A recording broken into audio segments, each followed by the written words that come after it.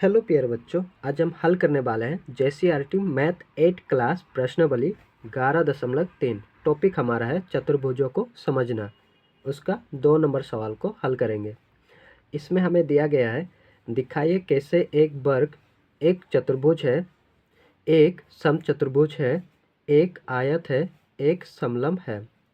हमें ये बताना है कि एक वर्ग कैसे एक चतुर्भुज भी है, एक समचतुर्भुज भी है, एक आयत भी है और एक समलंब भी है, हमें बताना है। ठीक है, तो यहाँ पर मैंने हल कर दिया है। पहला हल, वर्ग का चारों भुजा बराबर होते हैं। वर्ग का चारों भुजा क्या होता है? बराबर होता है। और वहीं पर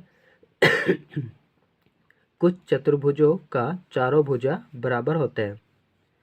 जैसे समचतुर्भुज, वर्ग का चारों भुजा बराबर होते हैं और कुछ चतुर्भुज का भी चारों भुजा बराबर होता है। सब चतुर्भुजों का चारों भुजा बराबर नहीं होते हैं, लेकिन कुछ चतुर्भुज ऐसे हैं जिसका चारों भुजा बराबर होते हैं, जैसे समचतुर्भुज। और आगे, वर्ग का सभी कोण 90 डिग्री का होता है। वहीं पर कुछ चतुर्भुजों का, जैसे आयत का सभी कोण 90 डिग्री का होता है।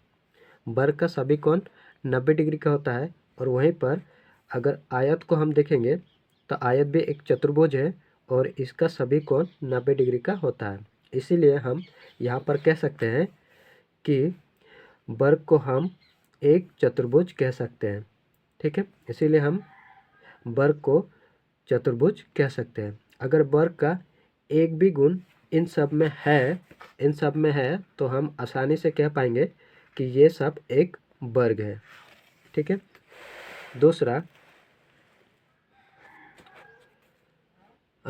दूसरा में है एक आयत है। वर्ग एक आयत है। कैसे एक वर्ग आयत हो जाएंगे, देखेंगे यहाँ पर।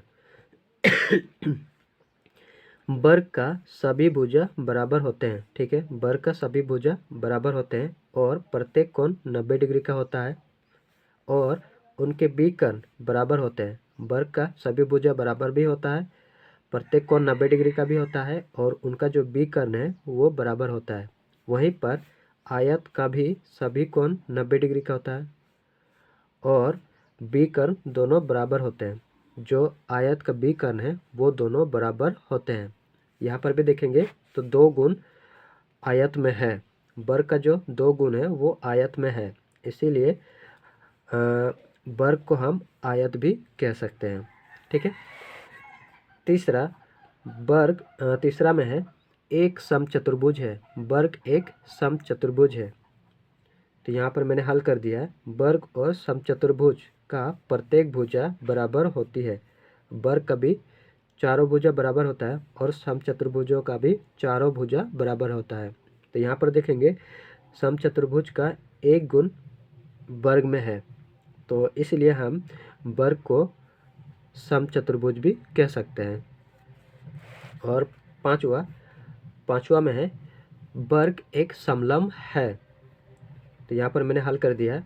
वर्ग का चारों भुजा बराबर होते हैं और समलंब का जो एक भुजा होता है वो बराबर होता है। यानी एक गुण वर्ग का, समलंब का एक गुण वर्ग में है या फिर वर्ग का एक गुण समलंब में है, इसीलिए हम वर्ग को समलंब भी कह सकते हैं और ये हमारा उत्तर हो जाएगा।